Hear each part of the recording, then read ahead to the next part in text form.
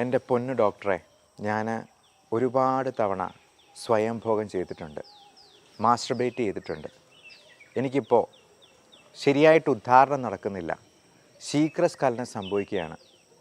എനിക്ക് വന്ധ്യതയുണ്ടോ? എനിക്കിനി കുട്ടികളുണ്ടാവില്ലേ? പെൺകുട്ടികൾക്കും മാസ്റ്റർബേഷൻ ചിലപ്പോൾ ആവശ്യമായിട്ട് വരും. ഓരോരുത്തരുടെയും ലൈംഗിക താല്പര്യം അവരുടെ അതിനെ സംതൃപ്തിപ്പെടുത്താനായിട്ട് അവർ മാത്രം ചിന്തിച്ചാൽ മതിയല്ലോ. ഈ മാസ്റ്റർബേഷൻ അങ്ങനെയുള്ളൊരു ഗുണവും കൂടിയുണ്ട്. ആ ഓവർ തിങ്കിങ് കൊണ്ടുള്ള അമിത ചിന്ത കൊണ്ടുള്ള പ്രശ്നമാണ്. ചിന്തിച്ചാലൊരു അന്തവും ഇല്ല, ചിന്തിച്ചില്ലൊരു കുന്തവും ഇല്ല എന്ന് പറയുന്നത് പോലെ. അപ്പോൾ നമ്മൾ ഒത്തിരി ചിന്തിക്കുന്നതും അത് മാനസിക രോഗം, ഭ്രാന്ത് എന്നൊക്കെ പറഞ്ഞിട്ട് നമ്മൾ അതിനെ പരിഹസിച്ച് തള്ളരുത്. നമ്മുടെ ഏനസിന് ചുറ്റുമുള്ള മസിൽസിനെ കോൺട്രാക്റ്റ് ചെയ്ത് മുകളിലോട്ട് വലിച്ചെടുക്കുന്ന രീതിയിൽ നമ്മൾ പ്രഷർ കൊടുക്കുക. അത് ഇരുന്നുകൊണ്ടോ നിന്നുകൊണ്ടോ ചെയ്യാവുന്നതാണ്. അപ്പോൾ ഇരുന്നോ നിന്നോ ചെയ്തിട്ട് ഈ ഏനസിൻ്റെ മസിൽസ് എത്ര കണ്ട് നമ്മൾ കോൺട്രാക്റ്റ് ചെയ്ത് മുകളിലോട്ട് വലിച്ചെടുക്കുന്നു, അത് നമ്മുടെ വയറിൻ്റെ പ്രഷർ കൂട്ടുന്നത് വഴി നമുക്ക് ചെയ്യാവുന്നതാണ്. എൻ്റെ പൊന്നു ഡോക്ടറെ, ഞാൻ ഒരുപാട് തവണ സ്വയംഭോഗം ചെയ്തിട്ടുണ്ട്, മാസ്റ്റർബേറ്റ് ചെയ്തിട്ടുണ്ട്. എനിക്കിപ്പോൾ ശരിയായിട്ട് ഉദ്ധാരണം നടക്കുന്നില്ല, ശീഘ്രസ്ഖലനം സംഭവിക്കുകയാണ്. എനിക്ക് വന്ധ്യതയുണ്ടോ? എനിക്കിനി കുട്ടികളുണ്ടാവില്ലേ? എൻ്റെ അടുത്ത് വരുന്ന ചെറുപ്പക്കാരായിട്ടുള്ള കുറേ ആളുകൾ എന്നോട് ചോദിച്ചിട്ടുള്ള സംശയമാണിത്. സ്വയംഭോഗം അഥവാ മാസ്റ്റർബേഷൻ വന്ധ്യതയ്ക്ക് കാരണമാകുമോ? ആ പേര് കേൾക്കുമ്പോൾ തന്നെ ആളുകൾക്കൊരു ചളുപ്പാണ്. ഡോക്ടർമാരോട് ചോദിക്കാൻ ആകെ മൊത്തം ഒരു മടിയാണ്. അവരെന്താ വിചാരിക്കുക? ഡോക്ടർമാർക്കാണെങ്കിൽ അതിലേറെ മടിയാണ്. മാസ്റ്റർബേഷൻ എന്നതിനെക്കുറിച്ച് സംസാരിക്കാൻ, അഡ്രസ്സ് ചെയ്യാൻ ഒത്തിരി ഡോക്ടർമാരും തയ്യാറാവുന്നില്ല എന്നുള്ളതാണ്. അങ്ങനെ മടിച്ച് ചില സുഹൃത്തുക്കൾ എൻ്റെ അടുത്ത് വന്ന് ചോദിക്കാറുണ്ട്, ഇതൊരു പ്രശ്നമാണോ ഡോക്ടറെ എന്ന്. എൻ്റെ അടുത്ത് വരുന്ന രോഗികളോട്, ഇനി വരാൻ പോകുന്ന എൻ്റെ സുഹൃത്തുക്കളോട് ഞാൻ പറയുകയാണ്, നിങ്ങൾക്ക് ഇങ്ങനെയുള്ള കാര്യങ്ങൾ ചോദിക്കാനായിട്ട് യാതൊരു മടിയും വെക്കേണ്ട, അതിന് യാതൊരു ചമ്മലും വേണ്ട. എന്നെ നിങ്ങളുടെ ഒരു സഹോദരനായിട്ടോ സുഹൃത്തായിട്ടോ മാത്രം കണ്ടാൽ മതി. എന്നോട് ചോദിക്കാനുള്ള കാര്യങ്ങൾ യാതൊരു ചമ്മലും കൂടാതെ നിങ്ങൾക്കറിയാവുന്ന ഭാഷയിൽ വ്യക്തമായിട്ട് തന്നെ ചോദിച്ചോളൂ. അതിന് യാതൊരു തടസ്സവും ഇല്ല എന്നുള്ളതാണ് കാര്യം. എനിക്കും ഇതിനകത്ത് യാതൊരു ചമ്മലോ മടിയോ വെക്കരുത് എന്ന് സ്വയം നിർബന്ധമുള്ള ആളാണ്. ഒറ്റ വാക്യത്തിൽ ഉത്തരം പറയട്ടെ. സ്വയംഭോഗം എന്ന് പറയുന്നത് എല്ലാ വ്യക്തികൾക്കും ഒരു പ്രായം കഴിയുമ്പോൾ തനിയെ ചെയ്യുന്ന ഒരു പ്രക്രിയ തന്നെയാണ്. ഒരിക്കലും മാസ്റ്റർബേഷൻ കൊണ്ട് നമുക്ക് വന്ധ്യത ഉണ്ടാവില്ല. നമ്മൾ മൃഗങ്ങളെ എടുത്തെന്നാൽ, അല്ലെങ്കിൽ കൊച്ചു കുട്ടികളെ എടുത്തെന്നാൽ പോലും അവരുടെ ലൈംഗിക അവയവം കുഞ്ഞ് ലിംഗമാണെങ്കിലും അവൻ അവിടെ ഒന്ന് പരിശോധിച്ച് നോക്കുന്നത് കാണാം. ചിലപ്പോൾ അവിടെ എന്തൊക്കെയാണ് പ്രശ്നം, എന്തൊക്കെയാണ് അതിൻ്റെ ഒരു കൗതുകത്തിന് അവൻ എന്തൊക്കെയാണെന്നുള്ളതൊന്ന് നോക്കി ചിലപ്പോൾ അതേ പിടിച്ച് വലിച്ച് ഒക്കെ ഇങ്ങനെ ഓടി നടക്കുന്നതൊക്കെ കാണാറുണ്ട് കൊച്ചു കുട്ടികളുടെ ഇടയിൽ. മൃഗങ്ങളാണെങ്കിൽ പോലും ചിലപ്പോൾ ഇണയെ മാസ്റ്റർബേറ്റ് ചെയ്ത് കൊടുക്കുന്നത്, അല്ലെങ്കിൽ അവിടെ പോയി മണത്ത് നോക്കുകയോ നക്കി നോക്കുകയോ ഒക്കെ ചെയ്യുന്നത് മൃഗങ്ങളിലും കാണാറുണ്ട്. അപ്പം ഇതൊക്കെ പറയാനൊക്കെ നമുക്കൊരു ചളുപ്പുണ്ട്, ഒരു ചമ്മലുണ്ട്. ഞാൻ ആ ചമ്മലൊന്നും ഇല്ലാതെ തുറന്ന് സംസാരിക്കുകയാണ്. അപ്പം മൃഗങ്ങളിലുള്ള ഒരു സ്വാഭാവിക ചോദനയുടെ, പ്രകൃതിയിൽ തന്നെയുള്ള ഒരു സാധാരണ രീതിയുടെ ഒരു പ്രതിഫലനമാണ് നമ്മുടെ ഈ മാസ്റ്റർബേഷൻ. പിന്നെ സ്മാർട്ട് ഫോണൊക്കെ വന്നു കഴിഞ്ഞപ്പോഴത്തേക്കും നമ്മൾ ചിലപ്പോൾ പോൺ ഫിലിംസൊക്കെ കണ്ടുകൊണ്ട് മാസ്റ്റർബേറ്റ് ചെയ്യും, അല്ലെ അതുപോലത്തെ പടങ്ങൾ കണ്ടുകൊണ്ട് നമുക്ക് ഇഷ്ടമുള്ള ഒരാളെ കാണുമ്പോഴത്തേക്കും അയാളെ മനസ്സിൽ ധ്യാനിച്ചുകൊണ്ട് ചിലപ്പോൾ മാസ്റ്റർബേറ്റ് ചെയ്തിരിക്കും. അത് ആൺകുട്ടികളും പെൺകുട്ടികളും മാസ്റ്റർബേറ്റ് ചെയ്യുന്നുണ്ട്. പെൺകുട്ടികൾക്കും മാസ്റ്റർബേഷൻ ചിലപ്പോൾ ആവശ്യമായിട്ട് വരും. ഓരോരുത്തരുടെയും ലൈംഗിക താല്പര്യം അവരുടെ അതിനെ സംതൃപ്തിപ്പെടുത്താനായിട്ട് അവർ മാത്രം ചിന്തിച്ചാൽ മതിയല്ലോ. ഈ മാസ്റ്റർബേഷൻ അങ്ങനെയുള്ളൊരു ഗുണവും കൂടിയുണ്ട്. ഇപ്പോൾ നമ്മുടെ നാട്ടിലൊക്കെ എന്ന് പറഞ്ഞാൽ മറ്റൊരാളുടെ കൂടെ കപട സദാചാരവാദികളുടെ ഒരു ക്യാപിറ്റലാണ് നമ്മുടെ നാട്. അത് നോർത്തിലോട്ട് പോയി കഴിഞ്ഞാൽ കുറച്ചുകൂടെ കൂടും. ഒരു ഭർത്താവും ഭാര്യയും കൂടെ ഒരു പൊതുസ്ഥലത്തുനിന്ന് കെട്ടിപ്പിടിച്ച് ഉമ്മ കൊടുത്തു എന്ന് പറഞ്ഞിട്ട് അവരെ ഉപദ്രവിക്കാൻ പോയിട്ടുള്ള നാട്ടുകാരാണ് നമ്മുടേത്. അപ്പോൾ അങ്ങനെയുള്ളപ്പോൾ പലപ്പോഴും മാസ്റ്റർബേഷൻ കൂടി ഇല്ലെന്നുണ്ടെങ്കിൽ മനുഷ്യർ സെക്ഷലി ഫ്രസ്ട്രേറ്റഡ് ആയി പോവുകയാണ് ചെയ്യുന്നത്. ഇനി അത് എപ്പോഴാണ് അപകടകരമായിട്ടുള്ള രീതിയിലേക്ക് മാറിപ്പോവുക എന്ന് പറയാം. പലപ്പോഴും പല തരത്തിലുള്ള മാനസിക പ്രശ്നങ്ങളുള്ളവർക്കും ഈ സെക്ഷുവലായിട്ടുള്ള ഫീലിങ്സ് അത് പ്രോപ്പറായിട്ടുണ്ടാവുന്നുണ്ടോ, എനിക്ക് എന്തെങ്കിലും പ്രശ്നമുണ്ടോ, എന്തെങ്കിലും കുഴപ്പങ്ങളുണ്ടോ എന്നിങ്ങനെ കൂടുതലായിട്ട് ചിന്തിച്ചുകൊണ്ടിരിക്കും. ഓവർ ആങ്സൈറ്റിയും അതിൻ്റെ കൂടെ ഉണ്ടാകുന്ന ഡിപ്രഷനും ചിലപ്പോൾ കുറച്ച് ബൈപ്പോളാറും ഒക്കെ ഉണ്ടെന്നുണ്ടെങ്കിൽ ഈ ഒരു കാര്യത്തെപ്പറ്റി ഭയങ്കരമായിട്ട് അവർ ചിന്തിക്കും. ഇപ്പോൾ മാനസിക രോഗമുള്ളവർ അവർക്ക് മാനസിക രോഗമുണ്ട് എന്നല്ല അവർ വിചാരിക്കുക. അവർക്ക് പലതരത്തിലുള്ള മറ്റ് ശാരീരിക അസുഖങ്ങളാണ് ഉണ്ടാവുക. ഉദാഹരണത്തിന് നെഞ്ചിടിപ്പുണ്ടാകുന്നു, നെഞ്ച് വേദന ഉണ്ടാകുന്നു, അയ്യോ എനിക്കിത് ഹാർട്ട് അറ്റാക്കാണ്, എനിക്ക് ശരീരത്തിൻ്റെ ഒരു ഭാഗം തളർന്നതുപോലെ തോന്നുന്നു, തലയ്ക്കൊരു പെരുപ്പുണ്ടാകുന്നു, സ്ട്രോക്കാണ്, എൻ്റെ ഉദരസംബന്ധമായിട്ട് ഭയങ്കര വേദനയുണ്ട്, പുകച്ചിലുണ്ട്, നെഞ്ചരിച്ചിലുണ്ട്, തീർച്ചയായിട്ടും ഇത് ക്യാൻസറിന് എന്തോ തുടക്കമാണ്, എനിക്ക് ബ്ലഡ് പോകുന്നുണ്ട് മലത്തിലൂടെ, പൈൽസൊന്നുമല്ല അവരാദ്യം ചിന്തിക്കുക, ഏറ്റവും അങ്ങേയറ്റത്തെ ക്യാൻസർ തന്നെയാണ്. അപ്പോൾ ഇങ്ങനെയുള്ള അസുഖങ്ങൾ വരുമ്പോഴത്തേക്കും അവർക്ക് മാനസികമായിട്ടുള്ള പ്രശ്നങ്ങളുണ്ട് എന്നുള്ളതിനേക്കാളും ശാരീരികമായിട്ടുള്ള അസുഖങ്ങളെ അവർ പ്രൊജക്റ്റ് ചെയ്ത് അവർ എന്തെങ്കിലും ഒരു ഡയഗ്നോസിസ് സ്വയം നടത്തുകയും ചെയ്യും. പലപ്പോഴും ഈ സെക്ഷൽ ആയിട്ടുള്ള പ്രോബ്ലംസിന് സംഭവിക്കുന്നത് അതാണ്.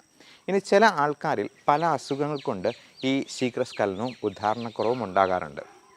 അത് ഡയബറ്റിസ് പോലുള്ള അസുഖങ്ങളോ സ്മോക്കിംഗ് കൊണ്ടോ അല്ലെങ്കിൽ ബാക്കിയുള്ള മെറ്റബോളിക് സിൻഡ്രോംസും കൊണ്ടോ, ഈവൻ സ്ലീപ്പ് അപ്നിയ, കൂർക്കം വലിയായിട്ട് തുടങ്ങുന്ന അസുഖം പോലും ലൈംഗിക ശേഷിക്കുറവുണ്ടാവും. അത് ആ ഹോർമോണിൽ ഉണ്ടാകുന്ന ഇംബാലൻസ് ഒക്കെയാണ്. അപ്പോൾ നമ്മൾ പലപ്പോഴും ഇങ്ങനെ ഉള്ള പ്രശ്നങ്ങളായിട്ട് വരുന്ന ആൾക്കാർക്ക് ഇതെല്ലാം ടെസ്റ്റ് ചെയ്ത് നോക്കും.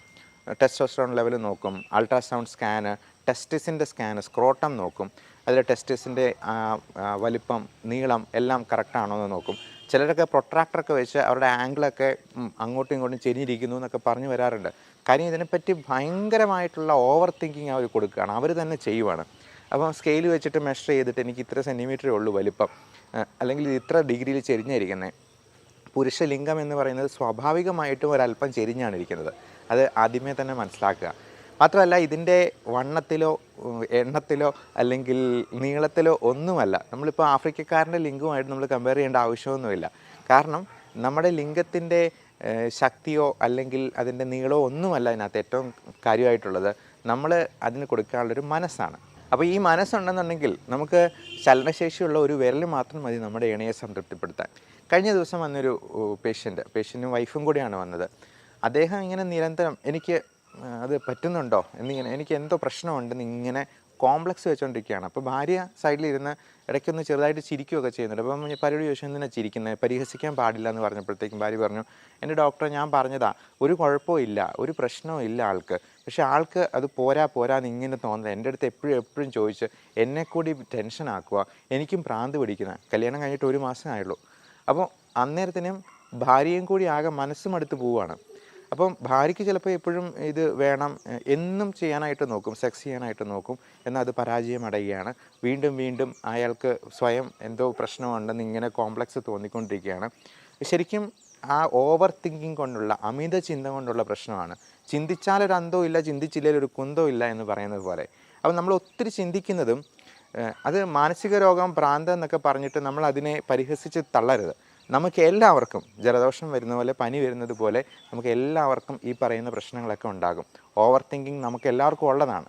അപ്പോൾ അതിനെ കണ്ടെത്തി കറക്റ്റ് സമയത്ത് അതിനെ ചികിത്സ കൊടുത്തില്ലെന്നുണ്ടെങ്കിൽ ചിലപ്പോൾ അത് വലിയ പ്രശ്നങ്ങളിലേക്ക് നയിക്കപ്പെടും. അതുകൊണ്ട് അതിനൊന്നും നമ്മൾ മടി കാണിച്ച് നിൽക്കാതെ, പുറംതിരിഞ്ഞ് നിൽക്കാതെ അതിന് കൃത്യമായിട്ടൊരു എക്സ്പേർട്ട് ഡോക്ടറിൻ്റെ അടുത്ത് പോയി ചികിത്സ തേടുക. ഇങ്ങനെയുള്ള കാര്യങ്ങൾ തുറന്ന് സംസാരിക്കാവുന്ന, നിങ്ങൾക്ക് ഒരു സുഹൃത്തെന്ന് തോന്നാവുന്ന, ഒരു സഹോദരനെന്ന് തോന്നാവുന്ന ഒരു ഡോക്ടറിനെ, അല്ലെങ്കിൽ ഒരു പെങ്ങളെ പോലെ കണ്ട് സംസാരിക്കാൻ പറ്റുന്ന ഡോക്ടറെ കണ്ടുപിടിച്ച് അവരുടെ അടുത്ത് പോയി ട്രീറ്റ്മെൻറ്റ് എടുക്കുക. ഇപ്പം ഗൈനക്കോളജിസ്റ്റിൻ്റെ അടുത്താണെങ്കിലും നമുക്ക് പലപ്പോഴും ആണുങ്ങളുടെ കാര്യങ്ങൾ വ്യക്തമായിട്ട് തുറന്ന് പറയാൻ പറ്റില്ല. അപ്പം ഈ ഒരു മേഖല ഒരുപാട് ചൂഷണം ചെയ്യപ്പെടുന്ന ഒരു വേദി കൂടിയാണ്. അതിന് ആയുർവേദത്തിൻ്റെ ലേബലിൽ വരുന്ന പല മരുന്നുകളും വിപണിയിലുണ്ട്. അതിൻ്റെ ശക്തി കൂട്ടും, അതിൻ്റെ വലിപ്പം കൂട്ടും എന്നൊക്കെ അവകാശപ്പെടുന്ന പലതരത്തിലുള്ള മെഷീനും എണ്ണയും ലേപനും എന്നില്ല.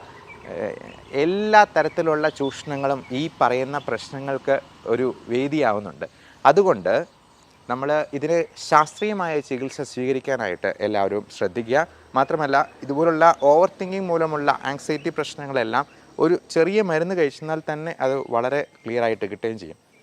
ഇനി യാതൊരു സൈഡ് ഇഫക്റ്റും ഇല്ലാത്ത ഇതിനുള്ള സപ്ലിമെൻറ്റ്സ് ഉണ്ട്. നിങ്ങൾക്ക് ഗൂഗിളിൽ ഒന്ന് സെർച്ച് ചെയ്ത് നോക്കാവുന്നതാണ്. L-ആർജിനിൻ എന്നൊരു പേര്. L-ആർജിനിൻ എന്ന് പറയുന്നത് നമ്മുടെ പ്രോട്ടീൻസിൻ്റെ ബിൽഡിംഗ് ബ്ലോക്കാണ്. നമ്മൾ അത് പൗഡർ ഫോമിൽ കിട്ടും, സാഷെ ഫോമിൽ കിട്ടും. അതിന് സ്വല്പം വില കൂടുതലുണ്ട്. അപ്പോൾ എല്ലാ ദിവസവും നമ്മൾ ഇതിൻ്റെ സാഷയായിട്ട് ഇതിൻ്റെ കൂടെ കുറച്ച് വൈറ്റമിൻസും സപ്ലിമെൻറ്റ്സും എല്ലാം കൂടെ ചേർത്ത് ഈ ലൈംഗിക ഉത്തേജനത്തിന് വേണ്ടി തന്നെയുള്ള പ്രത്യേക തരത്തിലുള്ള മോഡേൺ മെഡിസിനാണത്. അപ്പോൾ ഈ L-arginine ചെയ്യുന്നത് എന്താണെന്ന് വെച്ചാൽ പ്രോട്ടീൻ ബിൽഡ് ചെയ്യുകയാണ് ചെയ്യുക. അപ്പം പലപ്പോഴും ഇതിൻ്റെ വലിപ്പം കൂടാനായിട്ടും ഇതിൻ്റെ ശക്തി കൂടാനായിട്ടും ഇപ്പം പല ആളുകൾക്കും പറയാനുണ്ട് ഭയങ്കര ഫെറ്റീഗാണ്, ക്ഷീണമാണ്. ഇതിപ്പോൾ ഇത് ഒരെണ്ണം കഴിക്കുമ്പോഴത്തേക്കും തന്നെ നമുക്ക് ആ ക്ഷീണം അങ്ങ് മാറ്റിയെടുക്കാൻ പറ്റും. യാതൊരു സൈഡ് ഇഫക്റ്റും ഇല്ല. നമുക്ക് പ്രോട്ടീൻ ഉണ്ടാകും, നമ്മൾ മുട്ട കഴിക്കുന്ന പോലെ തന്നെയാണ്. അതുപോലെ പലതരത്തിലുള്ള വ്യായാമങ്ങളുണ്ട്, എക്സസൈസ് ഉണ്ട്. കിഗൽ എക്സസൈസ് എന്ന് പറയും. ഇപ്പം ആണുങ്ങൾക്ക് അതിന് കിഗൽ എക്സസൈസ് ചെയ്യുന്നത് വഴി നമുക്ക് അതിൻ്റെ ഉദ്ധാരണക്കുറവും ശീഘ്രസ്ഖലനവും നമുക്ക് ഒരു പരിധി വരെ പരിഹരിക്കാൻ പറ്റും. ഈ കിഗൽ എക്സസൈസ് എന്താണ് എന്നുള്ളത് ലഘുവായിട്ട് നമുക്കൊന്ന് പറയാം. അതായത് ഒരു പുരുഷൻ രാവിലെ എണീക്കുമ്പോഴത്തേക്കും ഉദ്ധാരണം സംഭവിച്ച് നിൽക്കുന്ന ലിംഗത്തിൽ നമ്മൾ മൂത്രമൊഴിക്കാൻ വേണ്ടി നമ്മൾ കൊടുക്കുന്ന ഒരു പ്രത്യേകതരം പ്രഷറുണ്ട്. ആ പ്രഷർ കൊടുക്കുന്ന എക്സസൈസിനെയാണ് കിഗൽ എന്ന് പറയുന്നത്. വേറൊരു തരത്തിൽ പറഞ്ഞാൽ നമ്മുടെ ഏനസിന് ചുറ്റുമുള്ള മസിൽസിനെ കോൺട്രാക്റ്റ് ചെയ്ത് മുകളിലോട്ട് വലിച്ചെടുക്കുന്ന രീതിയിൽ നമ്മൾ പ്രഷർ കൊടുക്കുക. അതിരുന്നുകൊണ്ടോ നിന്നുകൊണ്ടോ ചെയ്യാവുന്നതാണ്.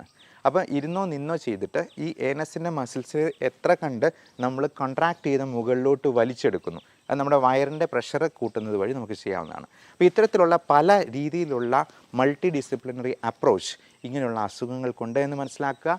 ഈ ഒരു പ്രശ്നം അഡ്രസ്സ് ചെയ്യപ്പെടാതെ പോകരുത്. എല്ലാവർക്കും നല്ല സെക്ഷുവൽ ഹെൽത്ത് കൂടി ആശംസിക്കുന്നു. Thank you.